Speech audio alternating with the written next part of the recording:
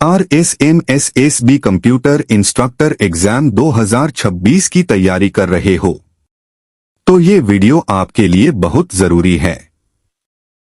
Basic और senior computer instructor में सबसे बड़ी दिक्कत होती है सही एमसीक्यूज प्लस सही एक्सप्लेनेशन प्लस पूरे सिलेबस का कवरेज।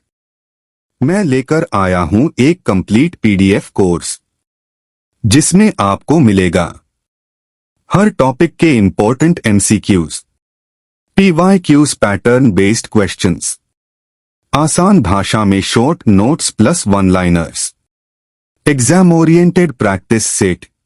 और हां, इस वीडियो में मैं आपको 10 एमसीक्यूज की सैंपल पीडीएफ भी दिखा रहा हूं ताकि आप पहले क्वालिटी खुद देख लो।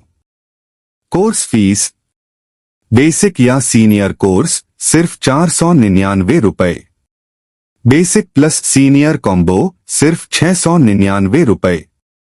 अगर आप चाहते हो ये पीडीएफ कोर्स तो अभी कमेंट करो पीडीएफ या डिस्क्रिप्शन में दिए गए लिंक से ज्वाइन कर लो या व्हाट्सएप कर लो 9588210043। लिमिटेड टाइम में ये प्राइस है, जल्दी करो। जो स्टूडेंट अभी शुरू करेगा वही सिलेक्शन के सबसे करीब होगा।